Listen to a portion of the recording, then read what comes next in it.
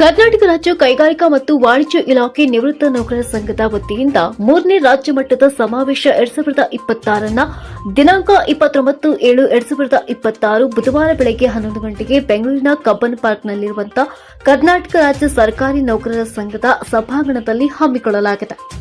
ಈ ಬೃಹತ್ ಸಮಾವೇಶವನ್ನ ಬೃಹತ್ ಮತ್ತು ಮಧ್ಯಮ ಕೈಗಾರಿಕೆ ಹಾಗೂ ಮೂಲಸೌಕರ್ಯ ಅಭಿವೃದ್ಧಿ ಸಚಿವ ಎಂಬಿ ಪಾಟೀಲ್ ಉದ್ಘಾಟಿಸಲಿದ್ದಾರೆ.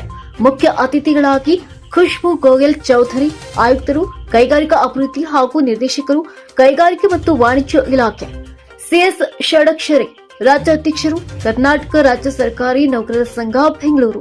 ಇವರು 75 ವರ್ಷ ತುಂಬಿದ ನಿವೃತ್ತ ನೌಕರರನ್ನ ಸನ್ಮಾನಿಸಲಿದ್ದಾರೆ. ಡಾ ಎಲ್ ಭೈರಪ್ಪ, ರಾಜ್ಯಾಧ್ಯಕ್ಷರು, ಕರ್ನಾಟಕ ರಾಜ್ಯ ಸರ್ಕಾರಿ ನಿವೃತ್ತ ನೌಕರರ ಸಂಘ ಬೆಂಗಳೂರು. ಇವರು ನಿವೃತ್ತ ನೌಕರರನ್ನ ಉದ್ದೇಶಿಸಿ ಮಾತನಾಡಲಿದ್ದಾರೆ. ಈ ಸಮಾರಂಭದ ಅಧ್ಯಕ್ಷತೆಯನ್ನ ಕನ್ನಡ ರಾಜ್ಯೋತ್ಸವ ಪ್ರಶಸ್ತಿ ಪುರಸ್ಕೃತರು ಹಾಗೂ ಸಂಘದ ಅಧ್ಯಕ್ಷ ಜಿ ನಾಗರಾಜು, ನಿವೃತ್ತ ಅಪರ ನಿರ್ದೇಶಕರು ವಹಿಸಲಿದ್ದಾರೆ. ಡೈರೆಕ್ಟರಿ ಮತ್ತು ಪುಸ್ತಕ ಲೋಕಾರ್ಪಣೆ ಮಾಜಿ ಮುಖ್ಯಮಂತ್ರಿ ಹಾಗೂ ಮಾಜಿ ಕೇಂದ್ರ ಸಚಿವ ಡಾ ಎಂ ವೀರಪ್ಪ ಮೊಯ್ಲಿ ಅವರು ನೌಕರರ ವೈಯಕ್ತಿಕ ವಿವರ, ಸಾಧನೆಗಳು ಹಾಗೂ ಬೆಂಗಳೂರು, ಮೈಸೂರು, ಉಡುಪಿ ಕಾರ್ಯಕ್ರಮಗಳ ಛಾಯಾಚಿತ್ರಗಳನ್ನು ಒಳಗೊಂಡಂತ ನಿವೃತ್ತ ನೌಕರರ ಡೈರೆಕ್ಟರಿಯನ್ನ ಬಿಡುಗಡೆ ಮಾಡಲಿದ್ದಾರೆ.